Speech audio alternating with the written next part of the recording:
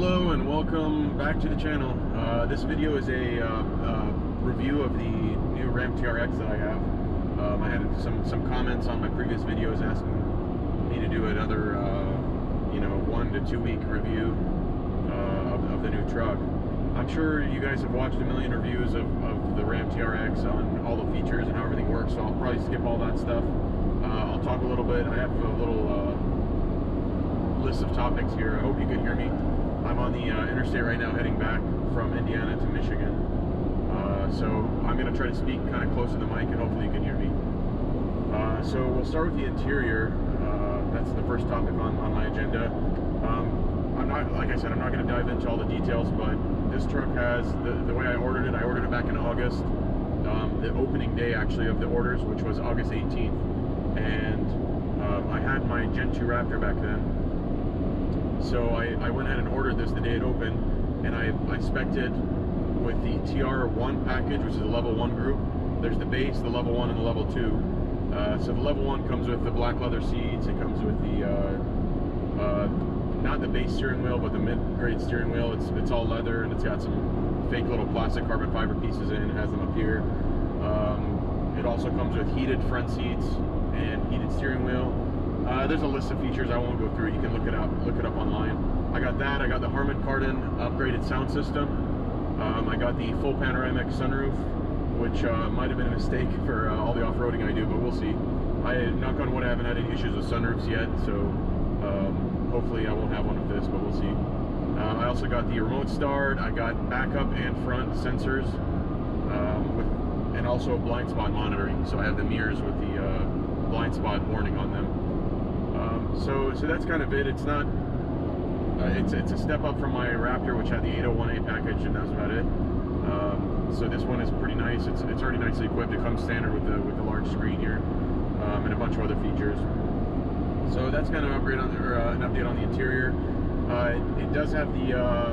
You guys have seen the TRX button with the TRX modes. If I click that, it'll show me all the different modes. So right now I have an auto mode.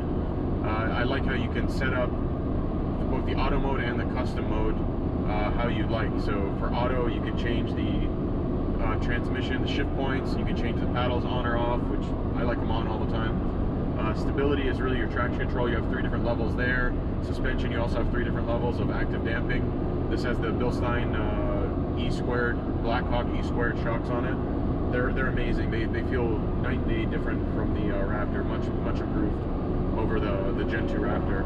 The Gen 3 is coming out this summer, so we'll see how that compares. I'm sure it'll be pretty equal to this, if not better. You can also change the steering setting, how heavy the steering wheel feels, and how much feedback you get. So that's kind of a quick overview of the modes. You've got a Baja mode, just like the Raptor. When you change modes over here, it also shows you on the screen up here a little animation of the mode. So there's custom. I don't know if you can see it very well on the camera. So we'll put that back in auto mode. What was next on the list? The driving experience. So it's a big truck. It's a heavy truck. This one I think weighs in at around 6,400 pounds in this spec, in this trim.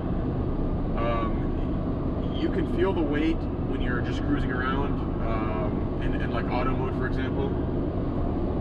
It's kind of calibrated to where you feel the weight, but it does feel luxurious. You have the soft suspension feel, light steering. It's got all the attributes that you'd find in an upper end, a touring car.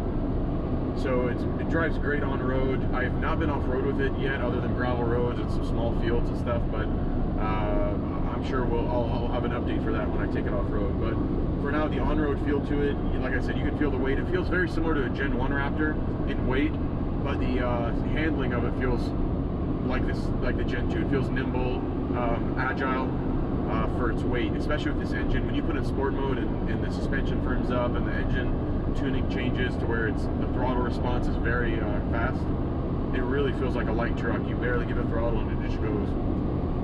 So handling wise, I really like it. Around corners and things like that, it's got some body roll to it, just like the Raptor did. It doesn't feel like an on-road truck like a normal Ram 1500. It does feel like an off-road truck. It feels like you could take it off, or off-road here on the interstate and you wouldn't even feel a thing.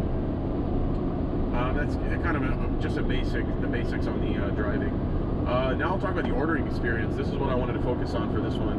So like I said, I ordered this back in August, on August 18th. I called around to several dealerships in the Detroit area. Some of them hadn't heard of the TRX. They didn't know what it was, so I kind of, you know, moved on to the next one. Kept looking around. Finally, with the help of a good friend in our off-road group, I don't want to drop any names or anything, but there's a good friend of mine in our off-road group, and they're active on Instagram as well. They were able to get me in touch with a dealership, with actually the dealership's management, and it was Telegraph Chrysler Dodge Jeep Ram in Taylor, Michigan. It's one of the suburbs of Detroit. So I spoke with them on the phone about, and via email, about ordering the truck. They said, yeah, we've got an allocation. We'll, you know, based on you know, your connections, we won't. And my connections is just a friend who just put in a good word for me there. They said we won't charge you over sticker price as well. So I was pretty happy about that. And remember, this is back in August when people were selling these or marking them up, and they still are, you know, $5, $10, $15, $20,000 over sticker price. So for me to have that locked in back then, you know, 5 months ago, it's now March, middle of March. For me to have it locked in back then, it was really a nice peace of mind. I didn't have to worry about them upping it at the last minute and slapping on a 10 grand ADM because, you know, I ordered the truck through them and they knew I really wanted it, and they could easily up the price and I'd be forced to pay it or go elsewhere. So I loved dealing with them. So I placed the order. About 2 months later, I sold my Raptor. I listed it for sale, my Gen 2. It was a 2017 Super Cab, the short wheelbase blue Raptor. It's in a bunch of my videos you're probably familiar with if you watch the channel. Sold that. I listed it on Auto Trader, on Cars.com, on eBay, and on Craigslist. And within not even a week, it was getting a lot of attention on eBay, actually, eBay Motors, which I was surprised. A lot of people from out west were hitting me up, asking if it was still available, if I could send pictures, videos, etc. So I did a bunch of that, probably 4 or 5 different people, and then one guy just clicked the buy it now button. I'll talk financing or you know, the pricing on everything too. So I had it listed. My Gen 2, it had 60,000 miles on it. Like I said, it was the mid-grade package with a sunroof and remote start and a couple other things. And I had it listed for $45,500 with all the mods on it. I just removed a few of the lights. Otherwise, it had a purge collar kit up front from Icon to level it. It had aftermarket wheels, method wheels, and it had Aturo tires on it, MTs. And a couple light bars and a few other small mods here and there, bed cover, bed liner, things like that. And with all the mods, I listed it for $45,500 with 60,000 miles on it, and it sold. Like, the guy put a bid on it for he hit buy it now, and told me he was going to come out and look at it. So he flew out from California, from LA, really nice guy. Test drove the vehicle around Michigan a little bit for about 10 minutes, and we went right to the bank, and he gave me a check right there. We deposited it in my account, and then he actually flew back the same day and then arranged for shipping. He arranged for a shipping company to come pick it up. And that was a huge nightmare, finding someone that was willing to ship the truck with the, you know, not only is it the Raptor with the, you know, 6 inches wider or whatever than the factory F-150, but it also had the wheels on it with a positive, with another 1.5 inch of offset, mud tires, everything else. So it was really hard to find a truck company that would ship it. So he was finally able to secure one after 2 showed up, and they loaded up on the truck and said, no, we can't do this, unloaded it. 3rd one finally came around, and nice guy, he loaded it up, and he was gone same day. They shipped it out to California. It took about, I don't know, 2 weeks, 3 weeks to get there. And he said it was fine, no damage or anything like that to it. So the Raptor sold back in middle of October. So since October, all the way up to the beginning of March, I've been without a truck, without an off-road truck, I should say. So I was borrowing my dad's F-150, which is a standard F-150 EcoBoost. It was a 2016, and I put some mods on that. I put all-terrain tires on it, leveling kit, a radio in it, and some lights on it for off-roading, because we had a couple events for Midwest Off-Road Expeditions in January and one in March, I think, or October, sorry.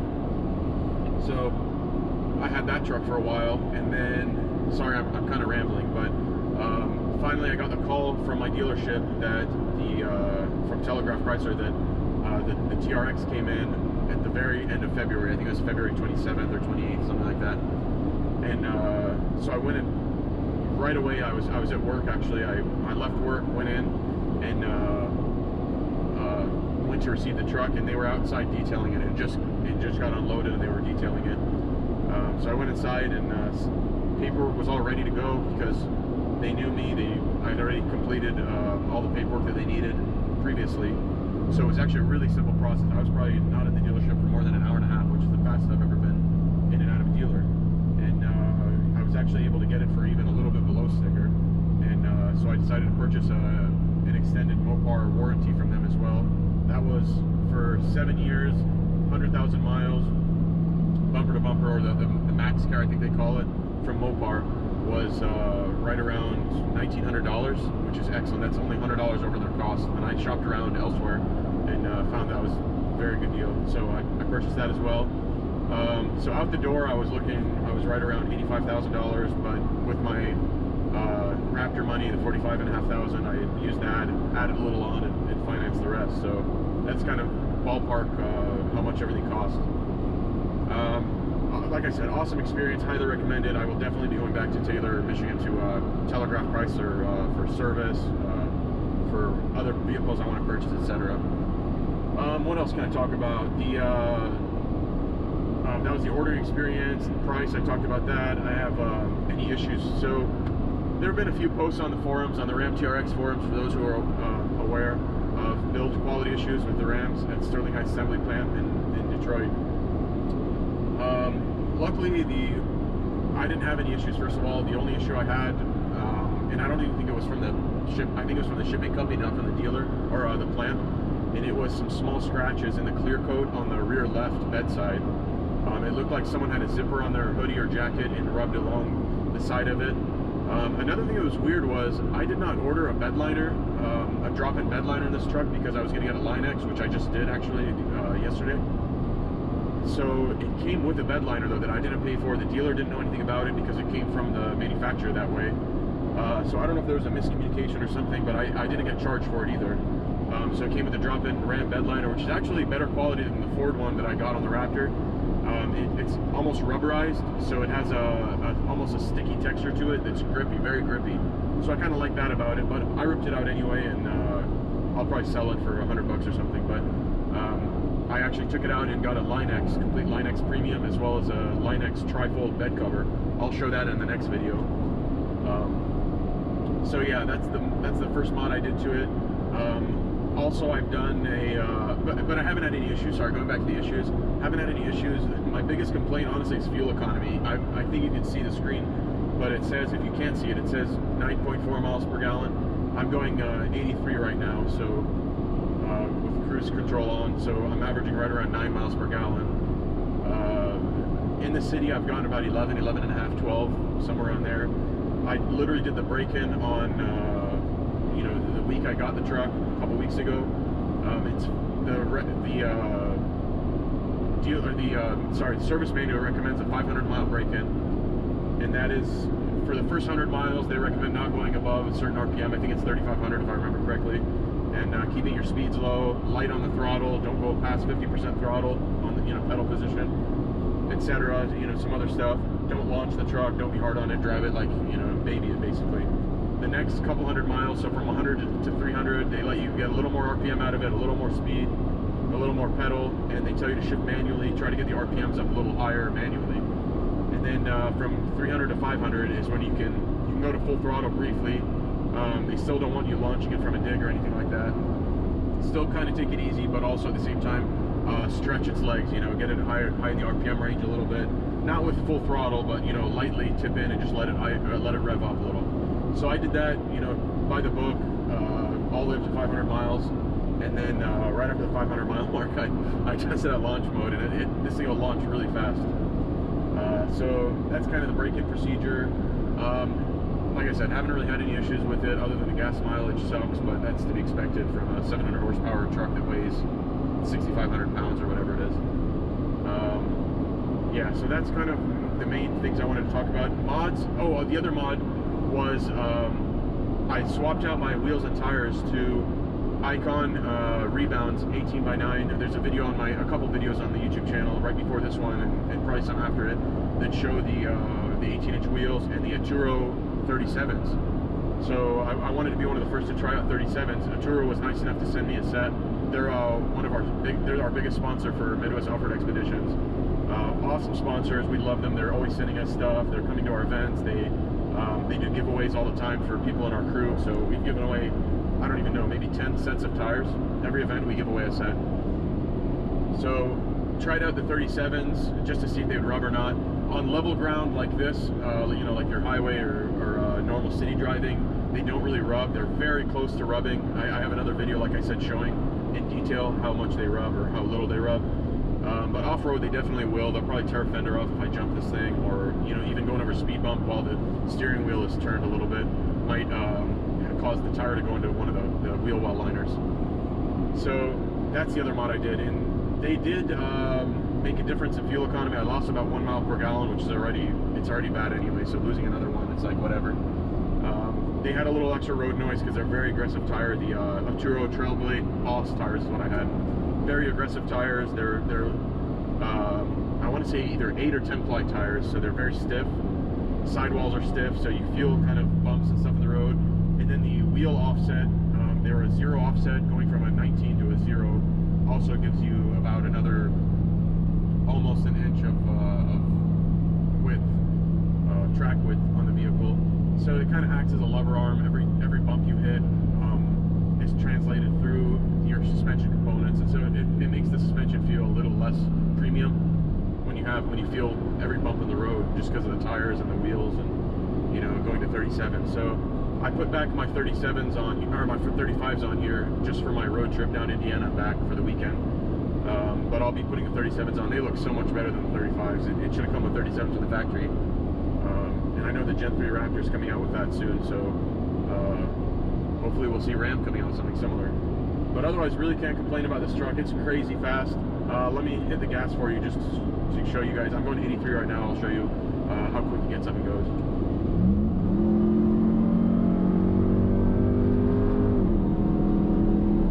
Alright, that's a little over the speed limit. But it gets up and goes even for a heavy truck with, you know, going uphill right now. It's a pretty fast truck. My buddy Shane, who's probably going to watch this video, gotta call him out, but we didn't race me against him, but he's got a Mustang 5.0, and we put a draggy in his vehicle and put it in my vehicle to test out our 0 to 60 times, quarter mile, eighth mile, that kind of stuff. So the truck did completely stock, and nothing done to it, with me and him in it, and a couple small bags and stuff that I have, so not much weight in it. But did a 0 to 60 at 3.9 consistently, and that agrees with what the computer's saying it does. And then I can't remember my 8th mile time, 7 seconds, somewhere around there. And then the quarter mile, it was doing it in 12.2, 12.1, somewhere around there. So pretty decent. I can't remember my mile per hour off the top of my head, but I'll have to look it up and post it in the comments or something in this video. But very fast truck. It may have beaten his Mustang as well, but I'll let him talk about that in the next video. But yeah, I'll wrap it up here. That's kind of all I wanted to talk about. If you guys have questions, comments, whatever, let me know in the comments, and I'll be happy to address them or talk to you guys, show you whatever also. And I'll make another video of low-speed city driving where you can see the acceleration. I'll do some launch modes, stuff like that. I just wanted to get this one out of the way since people are asking for it, and I'm on a 7-hour road trip, so I figured now would be a good time to do that. Yeah, hit the subscribe button if you don't mind, and let me know if you have any questions. Thanks for watching.